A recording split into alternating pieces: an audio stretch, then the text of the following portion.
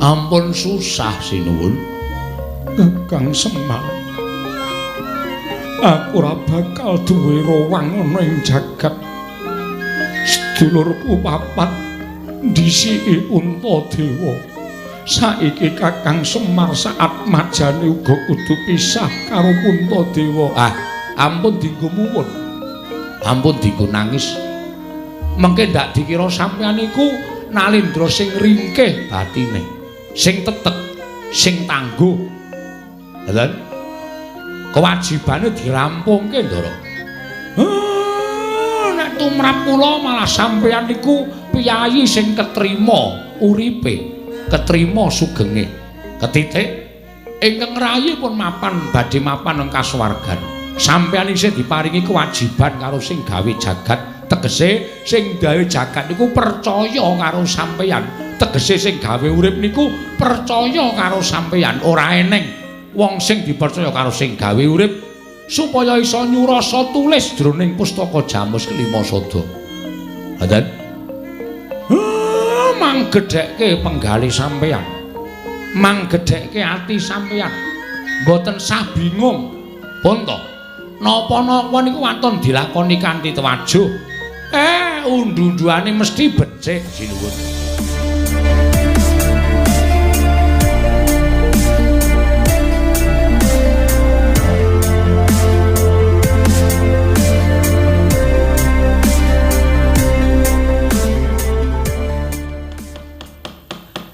Gong, kae kok bapak karo Ndara Janaka kok do rangkul-rangkulan kae.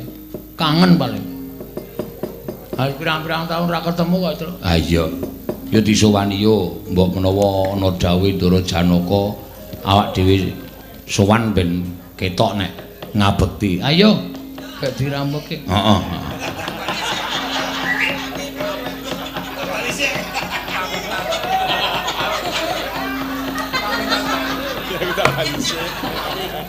Wedhus ki. Ame arep mulai kok pamitan. Sing arep gondeli ya sapa? Ayo wis ben. Ngen angin amitit milir.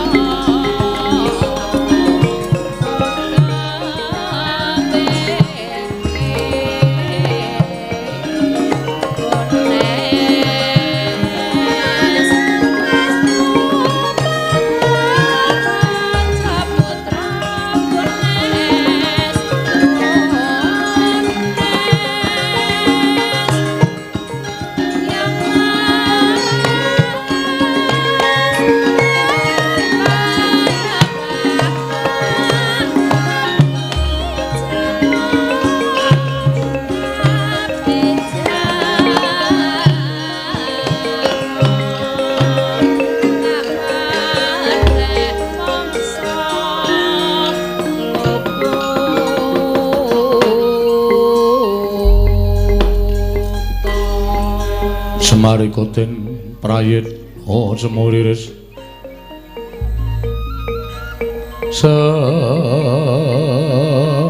semuriris eko balik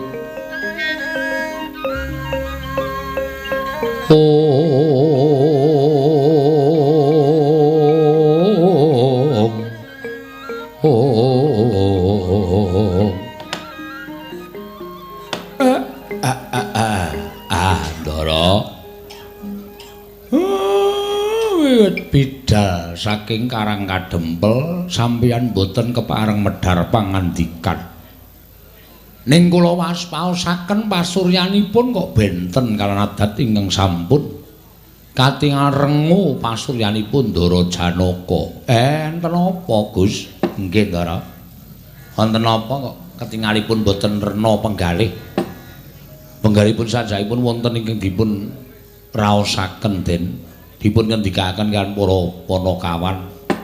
Enten apa, Gus? Kula aturi paring pangandikan. Kakang Semar, kula wonten dawuh. Sepira kula putaning Janaka. Sasuwening Kakang Semar momong kelawan Arjuna, aku nyuwun pangapura ya Kakang. Lah nek ora kaya adat sabene sampeyan iku dadak ngendikake kaya ngono.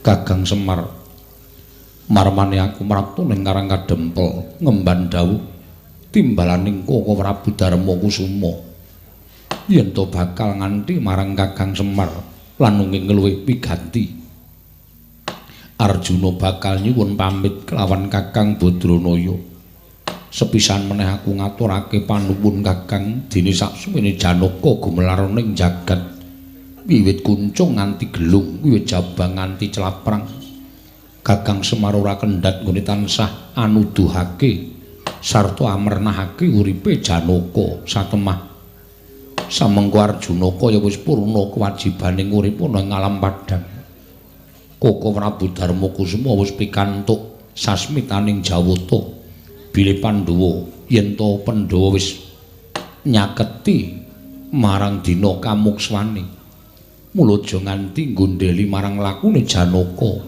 ora lega rasane atiku yen durung ana wiyosing pangandikan ing Kakang Semar ngapura saking keluputane Arjuna supaya luwih gampang nggonku bakal sowan marang pangenaning Gusti Kakang Badranaya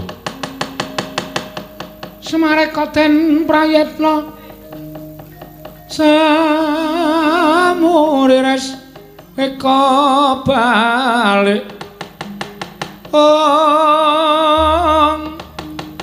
titiyani gandayani trisanya purnama sasi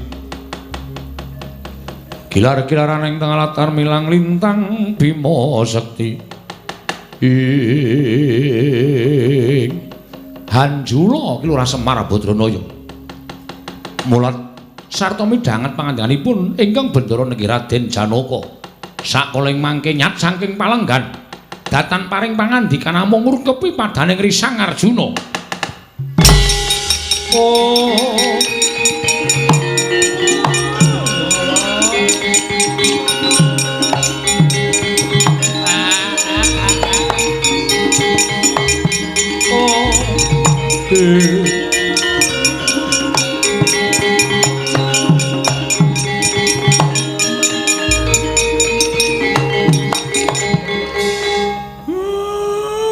mboten isa matur Den sampeyan ampun ngendika kaya ngoten niki kabeh wis kewajiban kula sing jeneng menungsa menika mboten lono kula percaya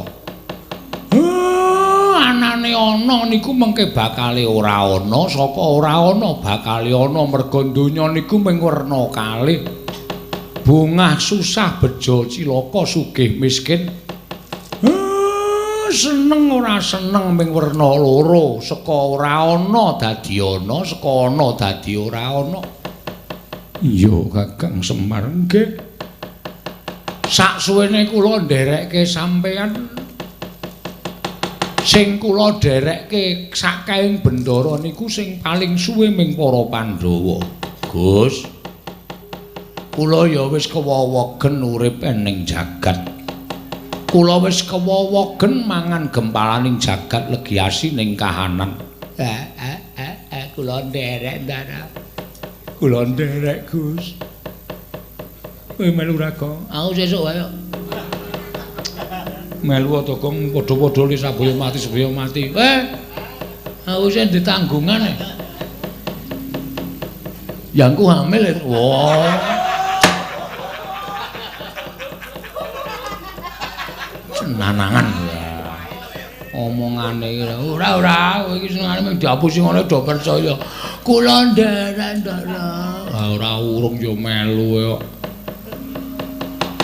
Dina samengko aku bakal sowan marang ngersaning Sang Asih Prana. Kelawan Koko Prabu apa dene Kakang Mas Njodipati lan kadangku Nekula Sedya. Ingkang wigati namung bakal nyuwun pituduh bakal menyang endi papan ingkang prayoga. Nggone para Pandhawa bakal manjing marang alam kamuksuhan Kakang Semar.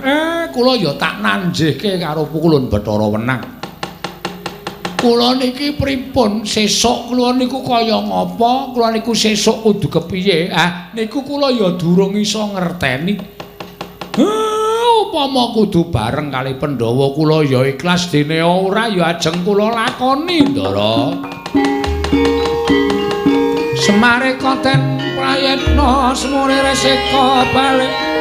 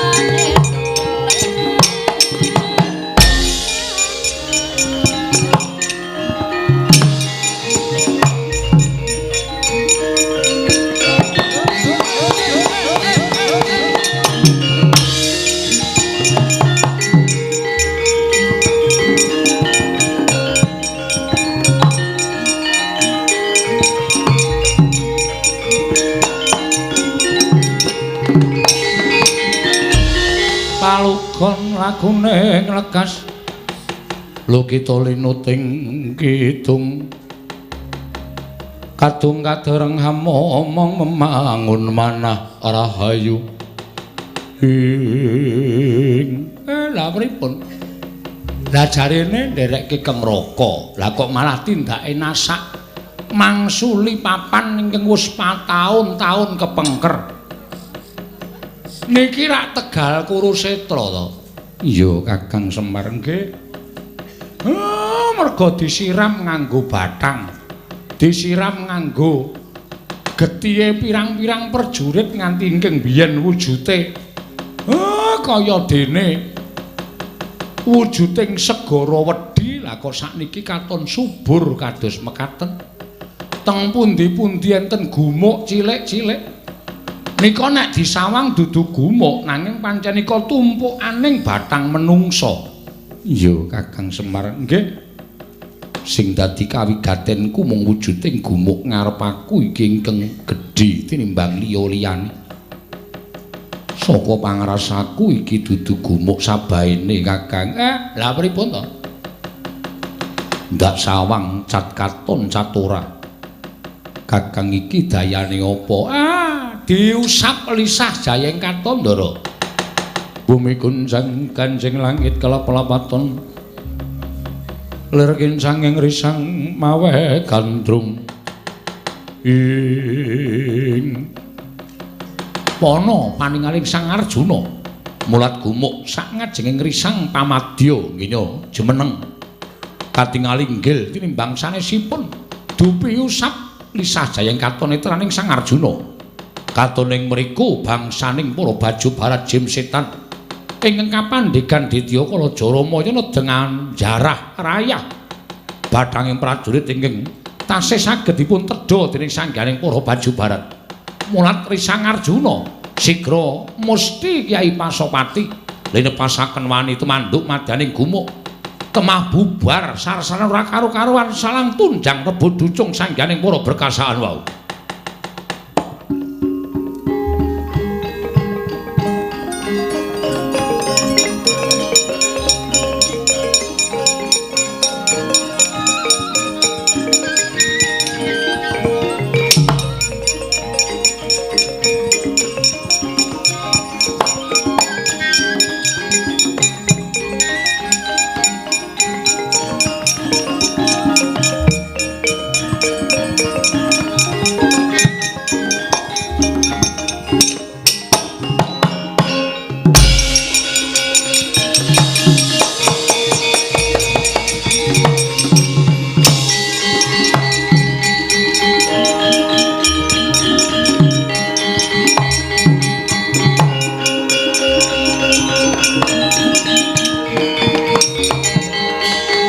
Kakang Semar mrisa. Nggih. Bangsaning baju barat ingkang samya nedha bathanging tiyang-tiyang ingkang tasih mapan wonten Tegal Kurukasitra. Wah, lah kok bubar mawut ketiban Kyai Pasopati. Iki ngandadekake Kurusitra katon sangar lan katon angker. Wekasan ora ana titah ingkang wani mlebu jroning Tegal Kurukasitra. Kakang Tegal Kurukasitra saiki wis katon padhang. Srana ndak tibani Kyai Pasopati kabeh ingkang durung entuk dalan padhang wis bali marang asal mula-mulanira Kakang. Diteruske le tindak ndara ndak kelangan lacak kala ingkang ngraka Prabu Darma Kusuma ing ngraka Ndara Werkudara. Iya Kakang Nayantaka ayu anak mojo ning kengkeri Kakang. Mulat para Sang Arjuna mengkang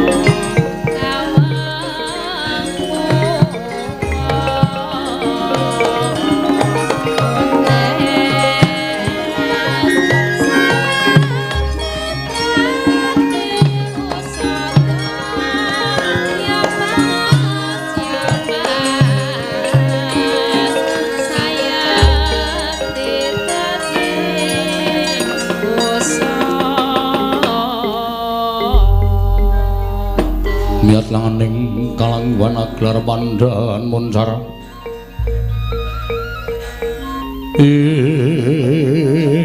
non lir kekonang sureng sorotetan badan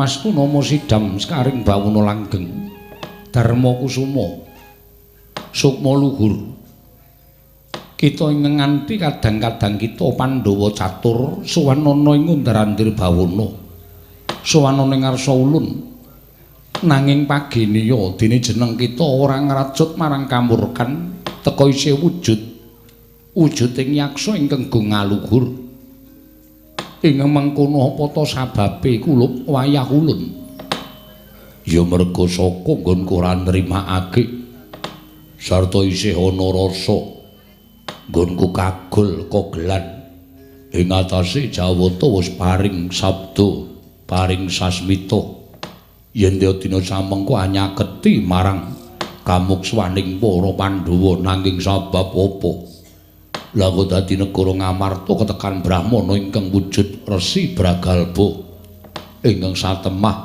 gawe muntap atine putumu Puntadewa nggih mara racuten siramen nganggo tirtaning kesabaran saiki apa lumaku ana ing negara Ngamarta dadi panggasah pangungkaling jiwa para Pandhawa ngene bakal angadepi marang dina kamukswan nanging jebul para Pandhawa ingkang tansah isih katarungku marang mubal-babaling nafsu malah sira kulup Darma Kusuma ingkang mestine bisa ngendhakake marang karmukane kadang-kadangmu ya kuwi Werkudara lan Arjuna teka malah sira minangka ingkang tinemu werda maringi lupiya ingkang ora prayoga marang adi-adimu kulup Puntadewa mara diage racuten mara diage racuten kamurkan kita yen to nganti suwen nggon kita ngrasuk marang Bramantya sayekti ing mengko bakal saya kangelan nggon kita bakal nggayuh kasuwargan nggih Darma Kusuma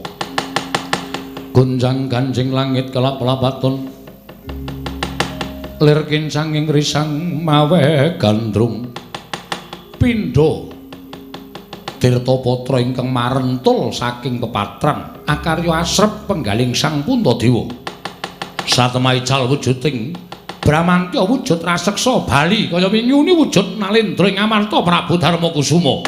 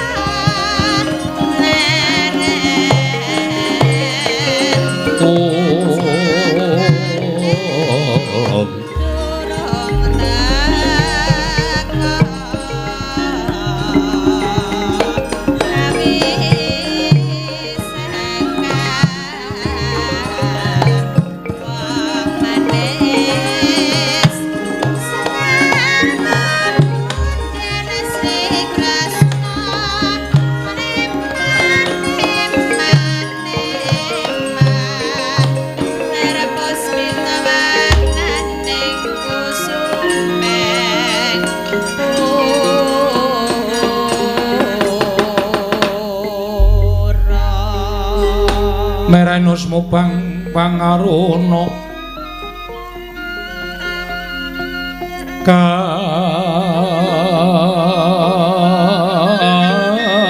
kadinetraning uga rapuh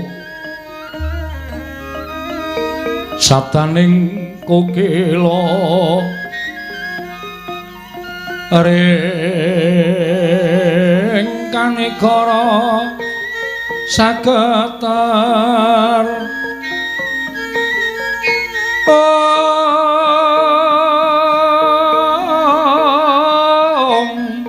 kene dongane engkong ler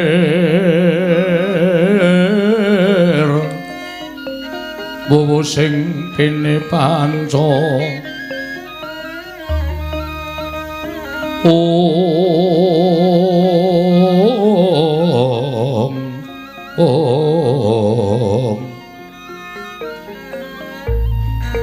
babatoking ayam wana mrak mangwoking pagagan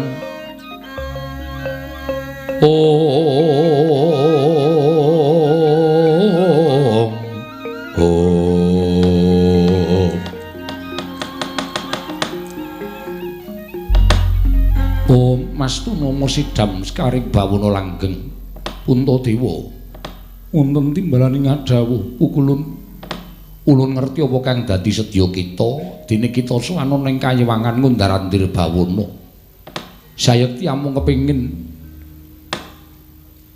angrantu kelawan dawuh timbalan ulun nggone para Pandhawa nyaketi kelawan dina kamuksuwan inggih pukulun mugi kepareng ngambah-barana dhateng wayah pun Darma Kusuma kedah kados pundi lampah ingkang kedah kula tindakaken punta sakadang namung sendika ndederek punta wonten timbalan apa ingkang wis tinampa lumantar sasmita impen ingkang nalika semana kita lakoni jroning kita mahasing asamun nyumurupi kelawan kadang-kadang kita papat cacahe ingkang nalika jroning pasumpenan pinethuk kreta ingkang mawa cahya tinarik kuda cacah 100 nalika semana kita ing pribadi ingkang ora nitih jroning kreta tumuli kadangmu papat mumbul ngawiyat ilang saka ing paninggal sayekti kabeh mau wis pinangka dadi pratandha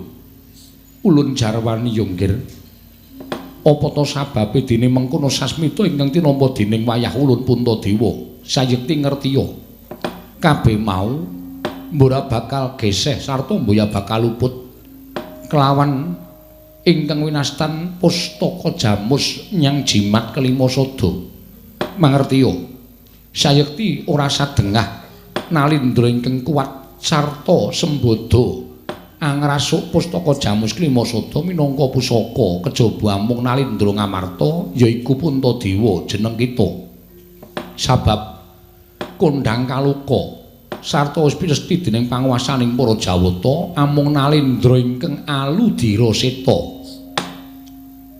siji ingkang gumlarang ing jagat amung jeneng para kulup Darma Kusuma.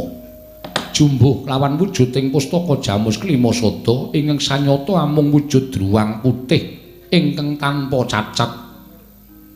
Iku mau jumbuh lawan ludira kita.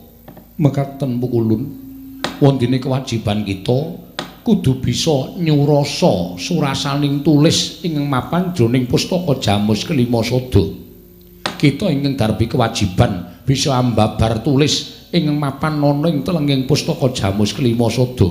Mula ora jeneng mokal.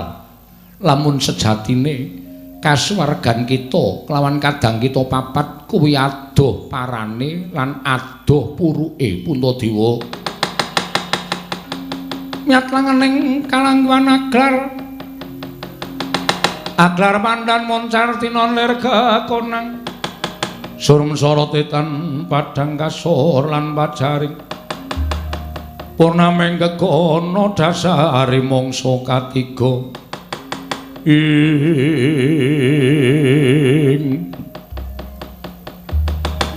mugi kepareng wami terang Pukulun kados menapa lan menapa to sababipun dene paduka paring dawuh mekaten. Puntadewa, aja kaget lamun saknyatane kita isih kudu ngliwati pirang-pirang jaman supaya kita bisa ambabar surasa ing mapan ning pustaka Jamus Myang Jimat Klima Sada. Dene kadang kita ing wis menehi kamukten ingkang wis paring derajat pangkat kelawan jeneng kita lan kamulyan kelawan Puntadewa ya kuwi Werkudara Janaka Nekula Sedewa wis pinesti marang kodrating Wang Manon wis nyaketi marang dina kamukswane dene jeneng kita kudu isih nglakoni laku utawa prihatin bisa nemokake sawijining titahing Bathara ingkang bisa nyurasa tulising pustaka Jamus Klima Sada kula.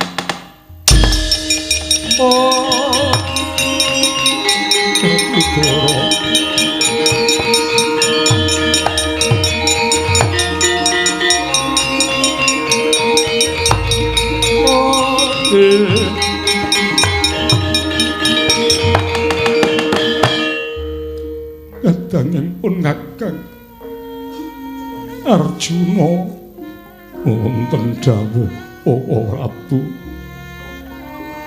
Werkudara piye pirang-pirang taun nggone Siadi lan pun Kakang urip bareng nanging tinemune tumekaning dina kamukswan kudu pisah. Siadi wis antuk dalaning kasuwargan dene pun Kakang isih duwe kewajiban ingkang ora enteng. Barep kakangku nalika jroning sanggar pelagatan kowe dawuh wong urip kuwi mung werna telu lair netepi kewajiban pungkasane mati. Mbok menawa iki babaring pangandikamu Werkudara Janaka kembar wis rampung nggone netepi kewajiban ning barep durung iso ngrampungke kewajiban sing tatak sing tangguh. Wah, wajibanmu rampungno dhisik. Kowe mesti ketemu adi-adimu ana ing lawanging kasuwargan. Kowe mesti kumpul maneh dadi siji karo adi-adimu barep.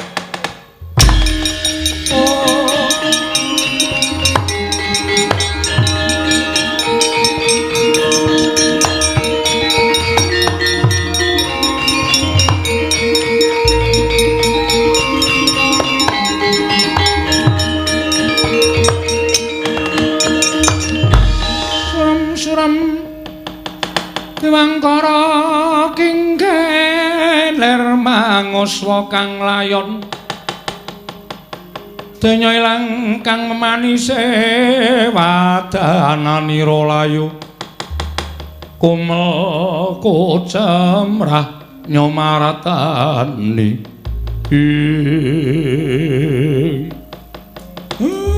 kula pripun Bu Kulun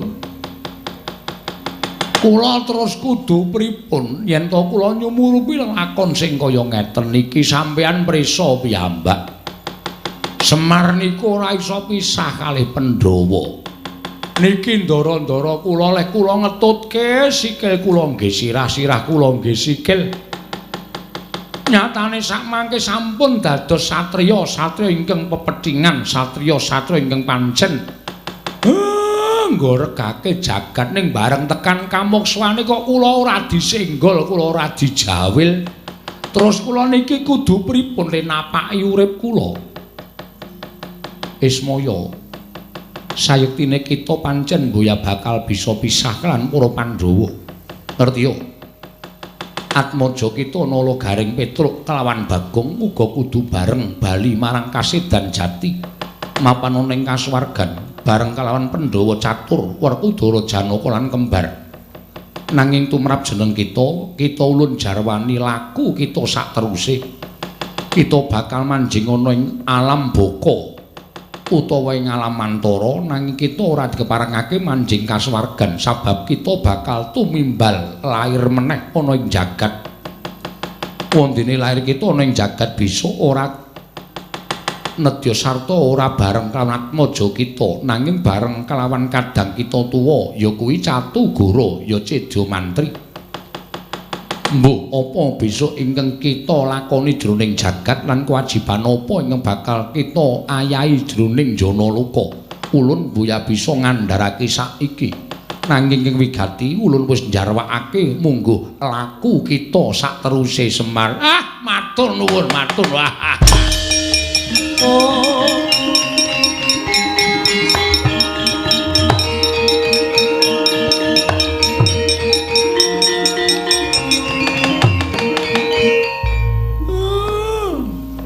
Ampun susah sinuwun Kakang Semar. Aku ora bakal duwe rowang ana ing jagat.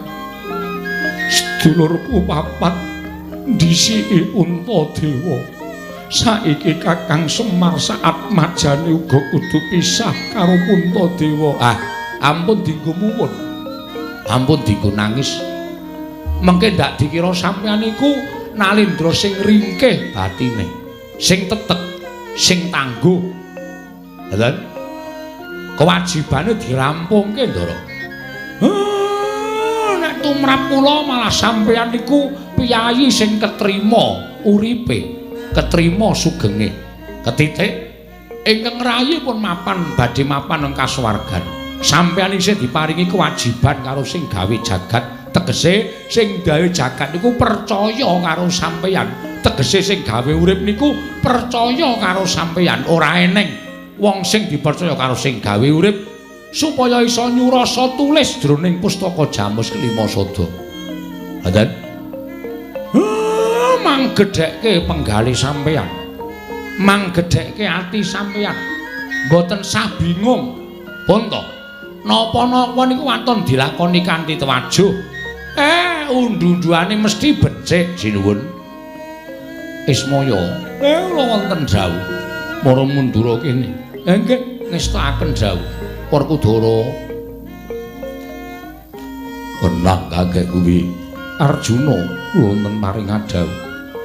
Nekula Sedewa, iya wonten timbalan. Inggih wonten timbalan.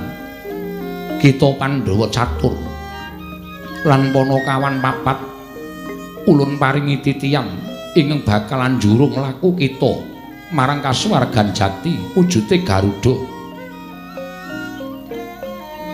Yo, Garuda iki mengko ingkang bakal nuduhake dalan sarta dadi titiyan kita manjing ana ing kasuwargan jati Werkudara.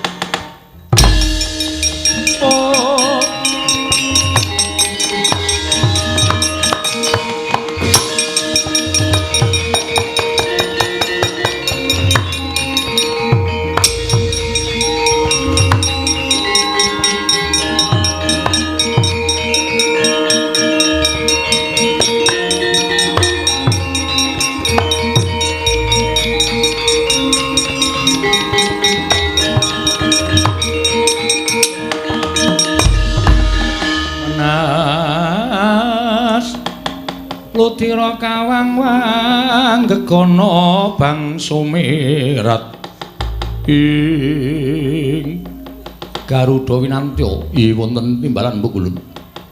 Kita ingkang ulun paringi dawuh lamun kita ingkang pantes kinarya titianing Pandhawa catur lan Panakawan supaya nuduhake laku ingkang prapta ing kasuwargan kaya wis rampung telas tulising para Pandhawa catur lan Panakawan nggone ulipun ing alam padhang.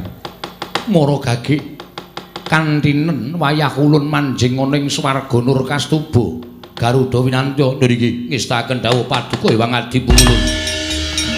Oh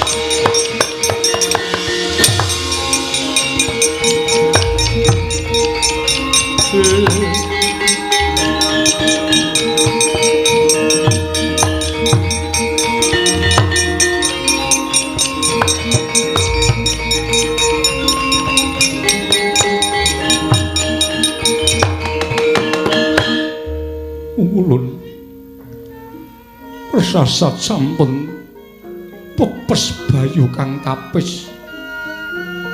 Kula sampun boten gadhahi kekiyatan nyumurupi kadang-kadang kula sampun manjing kasuwargan Punta. Ulun bakal nuduhake marga supaya kita bisa prapteng sarta pinanggya kelawan jalmaning Ditaswanta ingkang bakal bisa nyurasa tulis jroning pustaka Jamus Kelima Sada. Mara mlaku mangetan bener, aja minggok lamun kita durung pinanggya wujuding gunung ingkang pucuke anggondo arum. Wujuding gunung ingkang pucuke anggondo arum utawa winastan Sitiwangi. Nggih, Jumandaka ana ing pucuking gunung nglakonana semedi maladi gening nglakoni tapa brata nganti sapurnaning umur kita lan ulun percaya kanthi jalaran kita mertapa ning sapucuking gunung mau sayekti bakal ana dalan nggon kita bakal pinanggya kelawan titaing Ubatara ingkang bisa nyurasa jroning pustaka Jamus Kelima Sada. Kula nyuwun pamit Pukulun.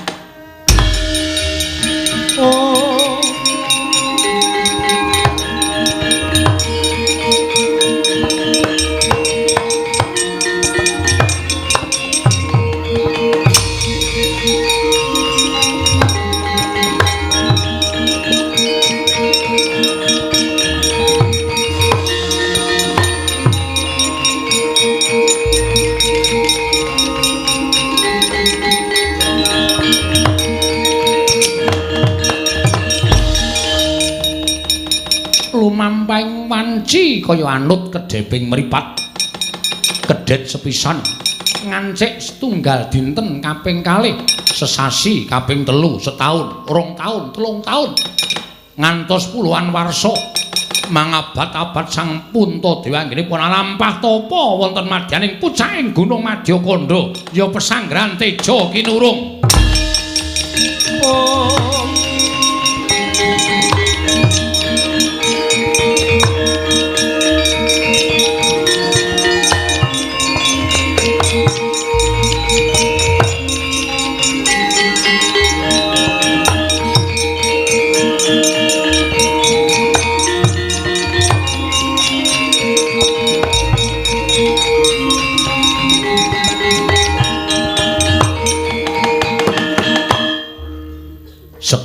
Semedi Sang Darma Kusuma.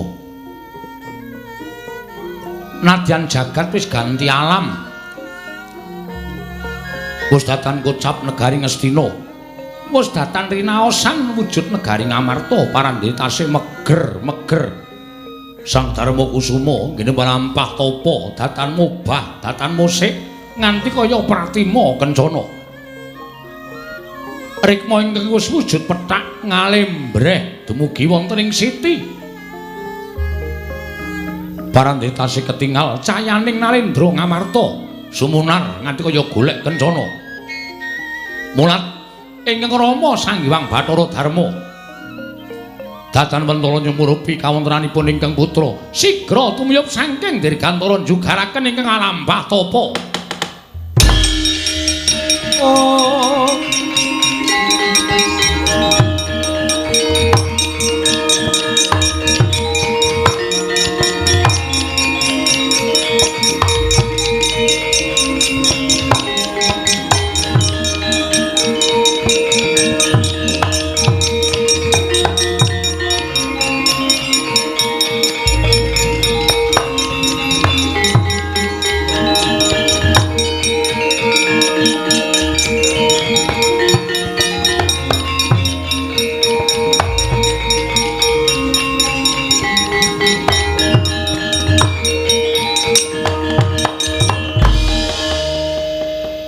boten nginten babar pisan.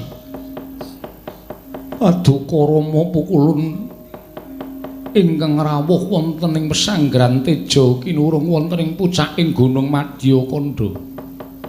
Punta sayektine wiwit kita budal alaku tapa ning pucaking Gunung Madyakanda. Ulun ingkang tansah tut wuntat kelawan laku jantra kita ya mung ulun sesinglon wujuding sona kelangenan kita Puntadewa.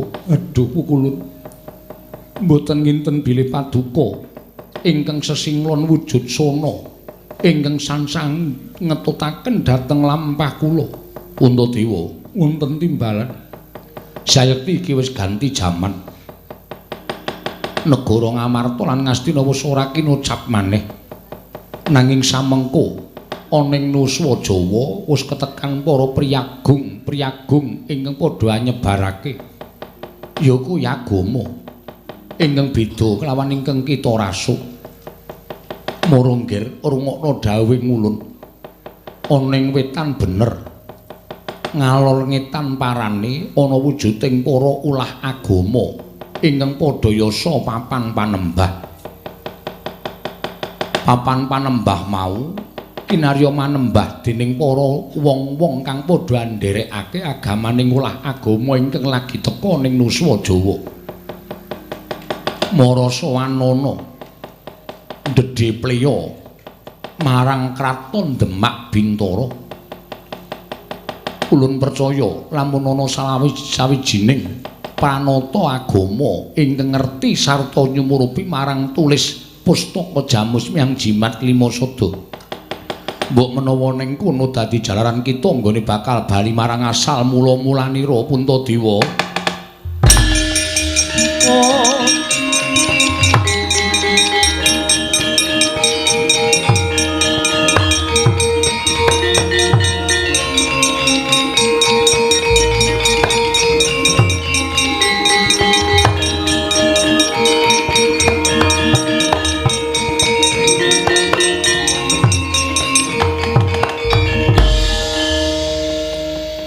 Ukulun jimat sesembahan kula persasat sampun kadidene telasing pengajeng-ajeng manah kula anggen kula saged wangsul dhateng pangayunanipun Gusti pinanggih lan kadang-kadang kula sekawan krana pangandika paduka kadidene lumamping wanci peteng kepapak obor sastra biar padang trawangan. Ukulun kula nyuwun pamit. Kula badhe ngestu padha dawuh paduka Rama pukulun Sang Hyang Bathara Darma. Kula badhe madosi negari ingkang winastan Projeng Demak Bintara lan badhe nyuwun tulung dhateng jalma ingkang mapan wonten negari Demak Bintara priyagung priyayi luhuring sami lenggah wonten ing negari Demak Bintara supados saged anyurasa tulisipun pustaka Jamus Nyang Jimat kelima sada pukulun.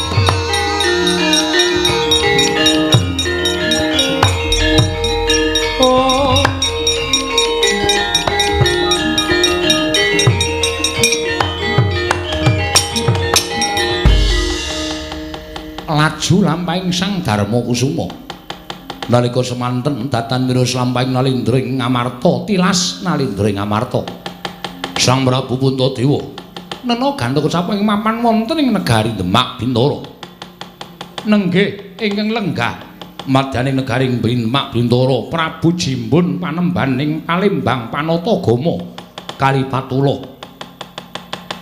lenggah sineba sangganing para wali nalika semanten naglar sangganing para wali katingal asri lamun dinulu yen Cirandra nganti kaya beriberan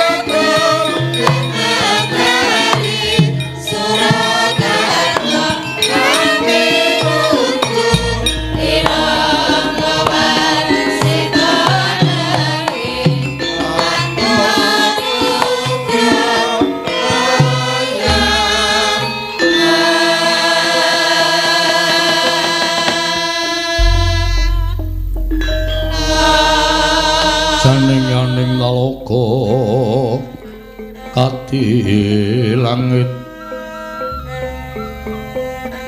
mambang andhepasulan upamaneka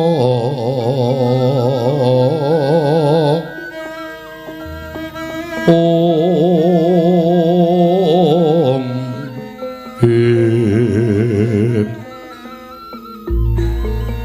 Lintang tulya kusumayana sumawur Om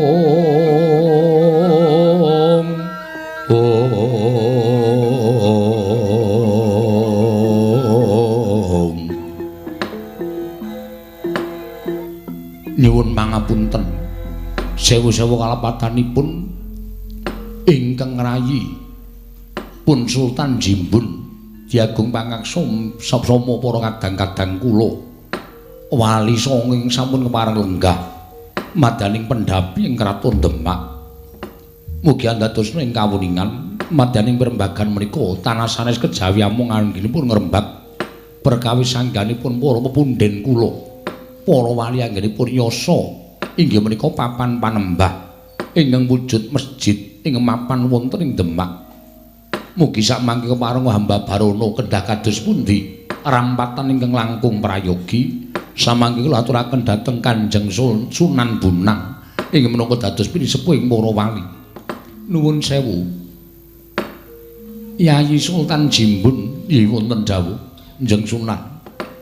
Menawi saking pamrayogi kula sampun ngantos kula piyambak ingkang katimbalan supados munjuk atur amargi petangan tuwin pemanggihipun para kadang-kadang wali ingkang sami mapan wonten ing telenging pelataran kedaton ing Demak mriki kathah ingkang badhe dipun unjukaken kersa paduka Kanjeng Sultan Jimbun ing mekaten monggo kula triyandangu setunggal mbaka setunggal menika langkung prayogi amargi tumrap kula masjid menika mboten kula piyambak ingkang badhe ayasa.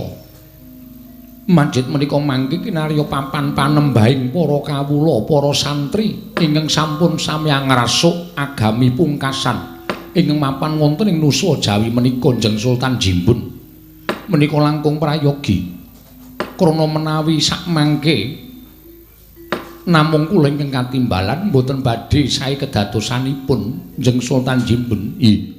Nanging pangangkah kula panjenenganipun Njeng Sunan Bonang ingkang langkung sepuh ingkang mesthinipun paring dawuh wonten ing parapatan agung menika sakmangke para kadang-kadang kula sunasanesipun kantun nengga pangandika paduka Njeng Sunan Bonang sasampunipun paring dawuh tumuntun badhe kula dangu mbaka setunggal menggah menapa ingkang dados ideping pemanggih para wali-wali pepunden kula para ulah agama ing sami mapan wonten ing negari Demak Bintara menika Njeng Sunan. Amedare Cakalodang pranyata sasmita gaib kumalare dadi jangka sapa wae kang ngrantu entuk pitutur yakti marti kang gesang rahayu yuwana tanes kala tan mingerke blating widi pegat-pegatan nyegat tekaning kodrat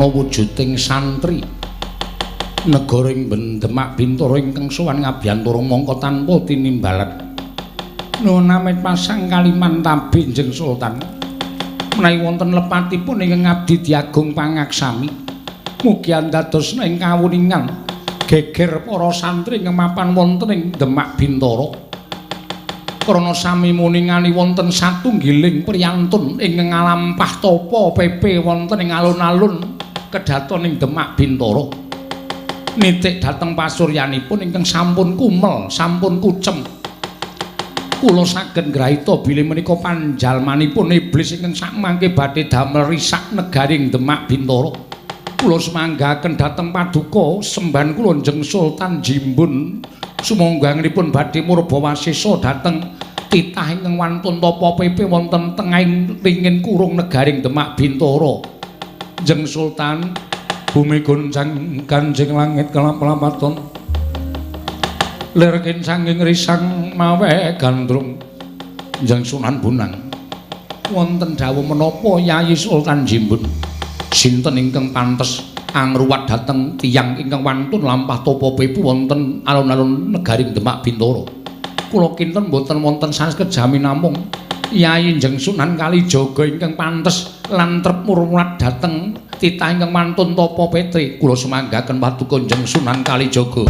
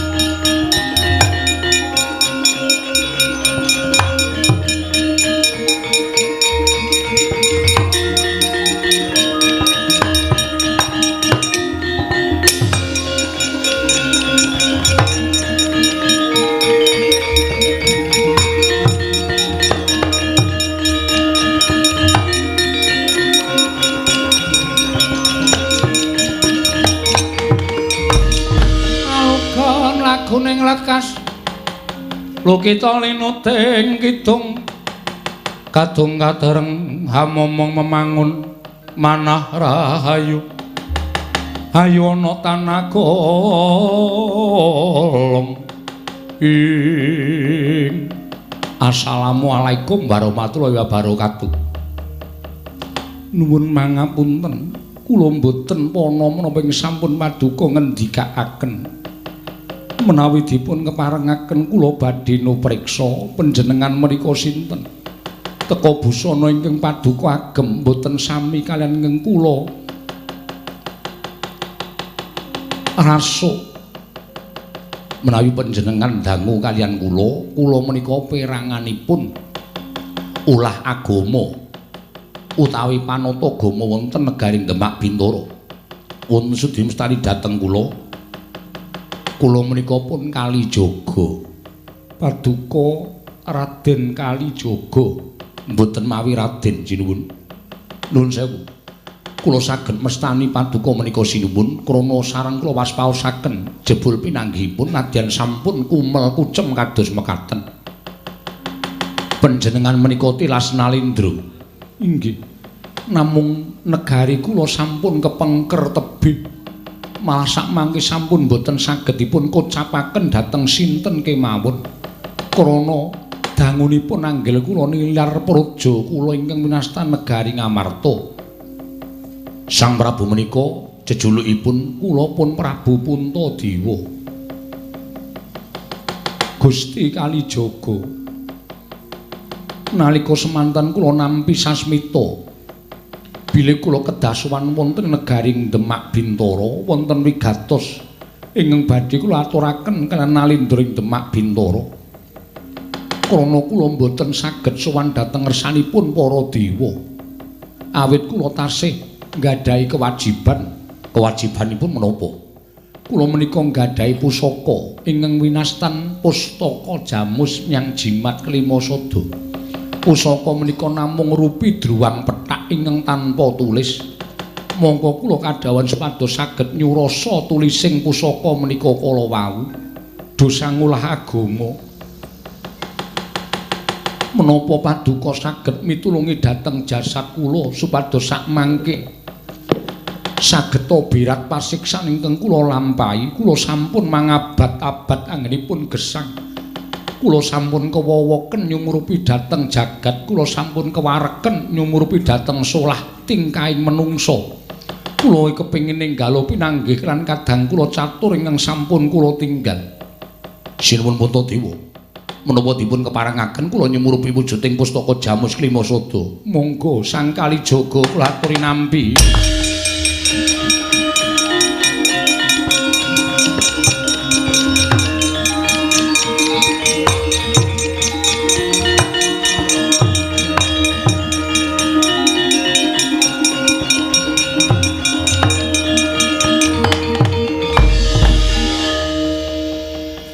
Boten nginten babar pisan. Nuwun sewu sinuwun. Tulis ingkang mapan wonten ing salebeting pustaka menika jebul namung kula lan kadang-kadang kula ingkang ngrasuk agami pungkasan ingkang wonten ing tanah Jawi menika ingkang saged nyurasa. Aduh, matur genging panuwun ingkang tanpa upami. Namung kemawon syarat serananipun wonten.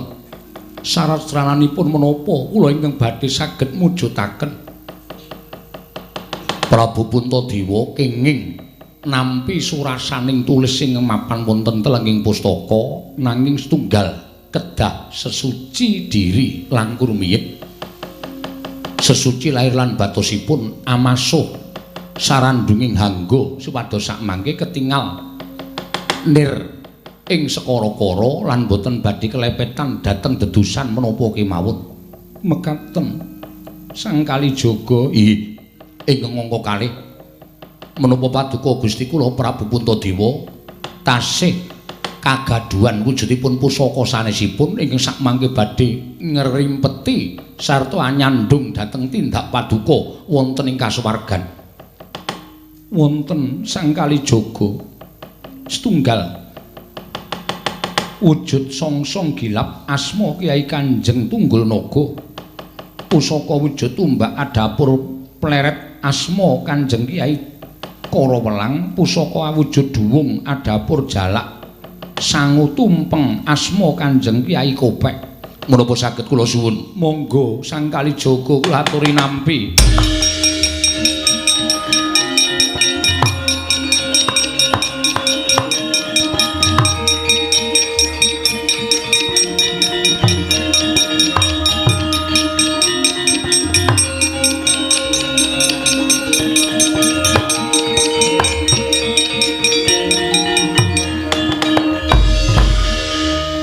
Sang Prabu, wonten sak ngajenging masjid papan panembah saking kula sak kanca anggenipun sampun ngrasuk agami ingkang pungkasan menika wonten ingkang winastan wujudipun padasan.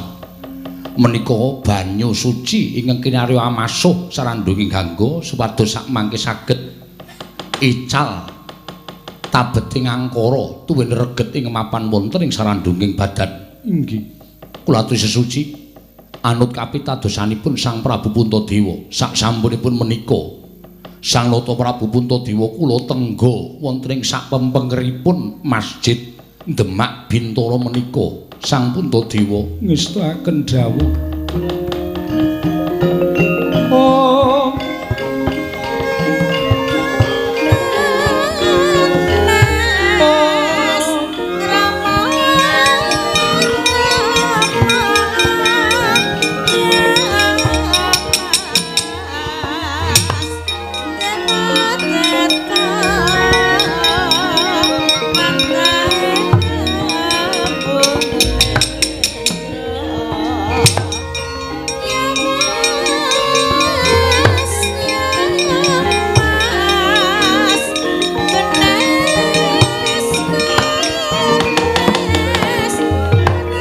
senadyan dereng nate amasuh tata caraning agama pungkasan parandene Sang Puntadewa kaya tinuntun dening panguwasaning Gusti. Wiwit saka dlamakan pasuryan grana talingan niwah suku urut den wasuh dening Sang Puntadewa. Satemah katingal mencorong cahyane rikma den ukel katingal cahyane nganti kaya golek kencana. Riwasa paripurna amasuh mawi banyu suci kedaton ing Demak Bintara sigra lon-lonan merpeki lenggahing Sang Kalijaga ingkang sampun mapan wonten ing sapepengkeraning masjid Demak Bintara kagiat kadrakasan Sang Kalijaga mulat pasuryaning nata ing Amarta Prabu Darma Kusuma sasat Sang Hyang Darma tumurun.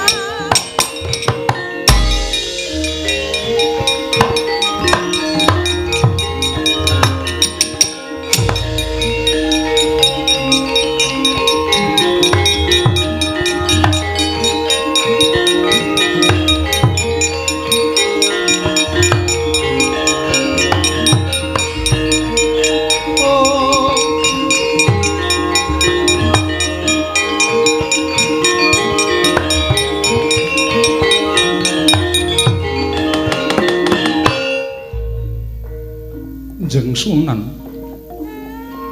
kula sampun lampah sesuci wonten ing toya suci mapan wonten ing Masjid Demak kaselak nata ling raos kula nyumurupi dhateng isen-isening pustaka Jamus Kelima Sada.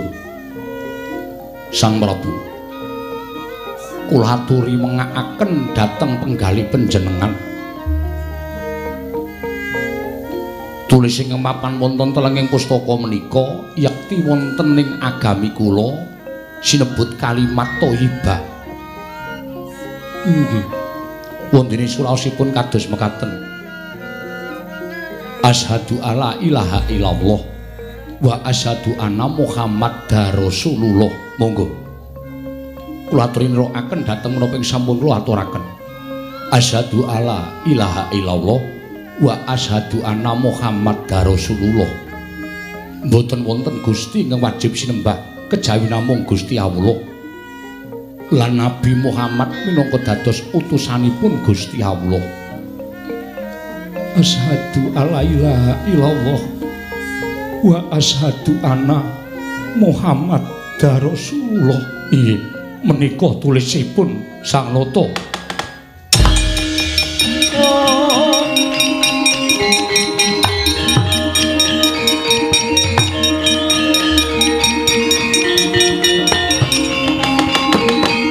Mergel pangandikaning Sang Darma Kusuma nalika semanten dupi nyurasa tulis telenging pustaka Jamus Kalima Sada.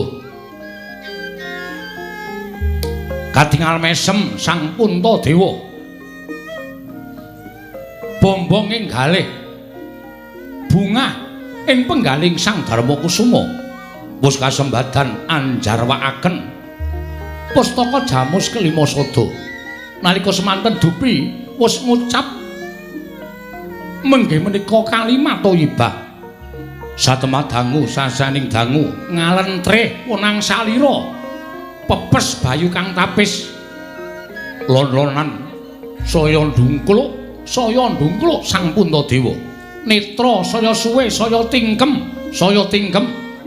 satemah pet ilang jagate moksa Sang Puntadewa.